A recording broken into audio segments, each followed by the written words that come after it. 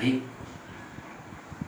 गुरुदेव क्यों चलेंगे तो पहुँचे? बोले नहीं नहीं पहुँच पाओगे, सिर्फ परिश्रम ही हाथ लगेगा, थक जाओगे लेकिन वहाँ पहुँच नहीं पाओगे यार। बोले देखो हमारे जो पुरोहित हैं और हमारे जो मंत्री हैं उनने कहा यज्ञ सबसे श्रेष्ठ होता है और गुरुदेव आप निंदा कर रहे हैं, ये क्या बात है? तो नारद जी ने कहा इसको समझाना पड़ेगा, धूत को ऐसा मानेगा समझे, ऐसा नहीं मानेगा धूत को। और नारद जी ने अपनी योग माया का प्रभाव दिखाया। तो एक पिंजरे में तोता है और एक पिंजरे में मैना है। तो तोता बोल रहा है मैना से, अरे तू हमें निकाल ले इस पिंजरे से, तो मैं आराम से उड़ूँ खाऊँ, यहाँ तो बंद पड़ा दूँ, तू निकाल ले। मैना का है वही बात तो बनती नहीं है, मैं भी तो बंद हूँ ना, कैसे निकालूँ तेरे लिए? अगर मैं पिंजरे से बाहर रहूँ तब तो निकाल दूँ, अब मैं स्वयं में बंद हूँ तो तेरे लिए कैसे निकाल दूँ? कितनी बड़ी दुर्लभ की बात। नारद जी ने कहा सुनो परहेश क्या बोल रहे हैं? अरे बोले इनको समझदारी नहीं, मूर्ख। बोले ऐसे तुम मूर्ख हो, तुम कम मूर्ख हो। बोले आप भी मूर्ख हो। बोले कैसे?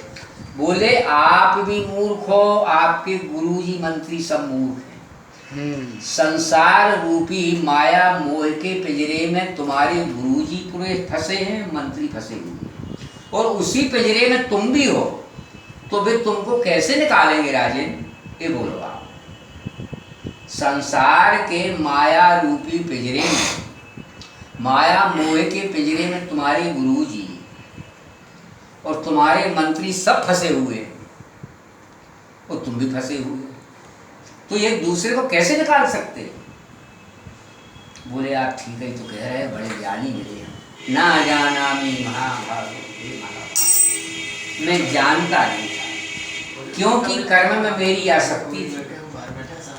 आज आपने ऐसा निर्मल ज्ञान दिया हमको कि इतने बड़े प्रायश्चित करने से हमको बचा दिया आपने गुरुदेव। अगर संत हों तो ऐसे हो गए, ऐसे न हो फंसाने वाले, तो खुद फंसे हैं। क्या बात है। जब वे स्वयं में फंसे तो दूसरे को कैसे निकाल सकते हैं? बताइए आप, निकाल सकते हैं? नहीं। अब बोले गुरुजी ऐसा करो, है तो बहुत व्याख्या श्लोक पर, खास बताएंगे गुरुजी ऐसा कृपा करो। अब हम चले तो जाएंगे छोड़ को, लेकिन हमारे जो बालक गए हैं वो वापस आ जाएं, दसते ना वो वापस आ जाए, तो उनको राजगद्दी सौंप देकर नारद जी ने कहा देखो इसको भी आ सकती है, अभी भी इसकी गई नहीं, अभी भी आ सकती, इसको फिर समझाना पड़ेगा अच्छे से। तो नारद जी ने कहा देखो राजन ऊपर देखो आकाश में क्या है? देखा बड़ा दिव्य बगीचा है, 4 दरवाजे, एक मृग आया छलांग लगाते हुए अंदर आ गया, बड़ी सुंदर घास है। कुछ समय के बाद एक बहेलिया आ गया, बहेलिया ने एक दरवाजे, एक गेट में आग लगा दी, एक में धनुष्माण बिछा दिए, समझे ना बात, और एक गेट में स्वयं में खड़ा हो गया। ऐसे करके चारों गेट उसने बंद कर दिए। देखो राजन,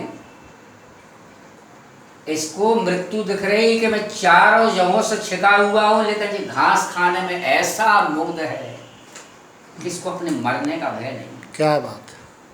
छिका हुआ है ये, लेकिन आराम से घास खा रहा है, बढ़िया मग्न है बिल्कुल घास खाने में। बोले गुरुजी एको का मतलब हो? बोलो यही मतलब हुआ कि व्यक्ति को चारों ओर से काल घेरे हुए, लेकिन व्यक्ति ऐसे भोग विलासों में सुखों में फंसा हुआ है कि उसको काल का ध्यान नहीं कि मेरे पीछे चारों ओर से काल लगा हुआ है, ना जाने वो मृत्यु कब मेरे ऊपर अवसर मिले और हावी हो जाए। ऐसा होता है, यही तो माया। क्या कोठी है, क्या बढ़िया लगी है एसी, खड़े हैं सेवक बैठे, कहाँ भगवान है? वहाँ नहीं है भगवान, वहाँ ध्यान ही नहीं है भगवान को। वो तो बने हुए हैं ये ताप शाप तिलक, इससे कुछ नहीं होता। अंतःकरण कैसा?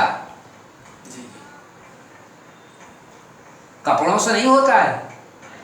कपड़ा सजना ज़्यादा है, संसार को रिझाना है। अगर हम चेहरा मोहरा बढ़िया बनाते, कपड़े अच्छे पहनते तो क्यों पहनते? इसलिए पहनते सामने वाले को रिझाने के लिए। अब जिसको रिझाने नहीं है तो वो क्या पहनेगा? जैसा वैसे ही रहेगा, रिझाने नहीं है। तो कहने का मतलब है कि काल के चक्कर में सब फंसे हुए हैं, लेकिन देखो भूले के नहीं। देखो ना, काल ब्याल मुखग्रास ग्रास निर्णास हेतरे। बोले कि सबसे बड़ा आश्चर्य क्या है? काल एक ब्याल है, सर्पा एक तीर्था तस् मुखस्य ग्रासा है। उसके मुख का ग्रास बना हुआ है सर्प के। सर्प के मुख में मेंढक है पड़ा, लेकिन वो अन्य जीव जंतुओं की चेष्टा कर रहा खाने की। कौन? मेंढक। लेकिन उसको ये पता नहीं है मैं सर्प के मुख में पड़ा हूँ, कब मुख को बंद कर दिया। उसको ये ज्ञान नहीं, और जीव जंतुओं की चेष्टा कर रहा खाने का। देखिए कितना गंभीर बात है कि वो स्वयं काल के मुख में है, लेकिन फिर भी वो सोच रहा है कि हमें कुछ मिल जाए, कुछ मिल जाए। देखिए इसी प्रकार से मनुष्य काल के गाल में बैठे हुए और नाना प्रकार के सुख मान प्रतिष्ठा सम्मान में लगे हुए, उनको ये ज्ञान नहीं है कि हम काल के मुख में पड़े हुए हैं। कब अपना कलेवा कर ले, कहीं हम मान मिलना चाहिए, पैसा मिलना चाहिए, प्रतिष्ठा मिलना चाहिए, मेरी ख्याति फैलना चाहिए, लोग मुझको जानने लगे। तो यही तो अज्ञानता के लक्षण है। इसी को तो अज्ञानता कहते हैं। ज्ञान नहीं, विद्वान किसे कहते? बोले कि न्याय की पंक्ति पढ़ लेना, दर्शनों को पढ़ लेना, व्याकरण पढ़ लेना, इसको विद्वान कहते? बोले नहीं, ये विद्वान नहीं है। बोले ये विद्वान नहीं है। तो विद्वान कौन है? कहते किसको विद्वान? तो ज्ञान स्कंद नहीं। विद्वान वो है कि जिसने भगवान को जान लिया। धातु से बना ना, जानने आया। जिसने भगवान को जान लिया वो ज्ञानी विद्वान है। संसार के पदार्थों को जाना, संग्रह प्रग्रह करना, वो विद्वान नहीं। न्याय की पंक्ति पढ़ लेना वो विद्वान नहीं है। उसमें तो और अहंकार आ जाता है, बड़ा विद्वान हूँ, दर्शनों का ज्ञाता हूँ, इसमें और अहंकार पनपता है। विद्वान भगवान की सन्निधि में नहीं पहुँच सकते। उपनिषद में लिखा प्रवचन से भगवान नहीं मिलते। कोई सोचे मैं प्रवचन कर रहा हूँ, हम सुन रहे हैं, तो भगवान नहीं मिलेगा। प्रवचनाभ्याम। हाँ, कठोपनिषद में हाँ, नहीं मिलते भगवान। भगवान मिलते हैं जब तक हृदय निर्मल भगवान में लगाव प्रेम नहीं होगा अंतःकरण से। भागवत जी में स्वभाव की भक्ति, रागानुगा भक्ति उसी को कहते हैं, और उसको स्वभाव की भक्ति उसी को बोलते हैं। जैसे हम तुम पैसा का चिंतन करते रहते हैं, घर गृहस्थी की, अपने माता पिता की, पत्नी की, अपने पुत्रों की अपने आप चिंता होती है। कोई आसन लगा करके बैठता है, चलो भाई आज हम अपने बच्चा को ध्यान कर ले, आसन लगा के लगाता है आसन? कोई नहीं लगाता। और भगवान के लिए आसन लगाना पड़ती लगाना पड़ती कि नहीं? और घर वालों के लिए आसन नहीं लगाना पड़ता। क्यों? चलते फिरते अपने आप उनका ध्यान बना रहता है, चिंतन होता रहता है, होता रहता नहीं। आप कहीं बाहर गए तो देखो क्या करते होंगे, क्या नहीं करते हैं। अगर ऐसा ध्यान भगवान के प्रति हो जाए, ऐसा ही होना चाहिए। उसको कहते स्वभाव की भक्ति। इसको ही रागानुगा भक्ति कहते हो। स्वभाव की भक्ति दोनों बोल दो, चाहे रागानुगा बोल दो चाहे स्वभाव की बोल दो। ऐसी भक्ति होना चाहिए जैसे कृपण व्यक्ति सूम, धन संपत्ति को व्यक्ति उसके पास में माल है और वो उसको गाड़ करके रखता है। अगर बता देगा तो चोर लग जाएंगे, ले जाएंगे, इसी प्रकार से जो भगवान के परम भक्त होते हैं वो छुप कर रहते हैं। ऋषभदेव जी महाराज की क्या स्थिति थी देखिए, पढ़े पढ़े लघु शंका करते थे, सोच कर लेते थे, उसी में वो लटपट हो जाते थे। क्यों? पत्थर मुख में लोग हमसे दूर रहे, पास में नहीं आए, पागल बन गए थे, जान करके पागल बने। आज हम अगर सिद्धि प्राप्त कर लेंगे तो लोग हमको घेर लेंगे, तो हम अपने मार्ग से हट जाएंगे, वंचित हो जाएंगे। थोड़ी सी सिद्धि का आभास होती है दरबार। हाँ,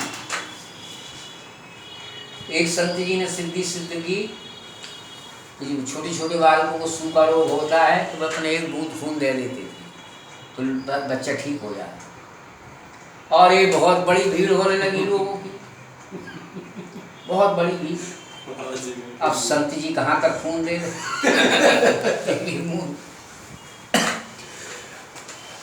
अब ऐसा इतनी भीड़ आने लगी कि संत बाबा को पकड़ कर बांध दिया लोगों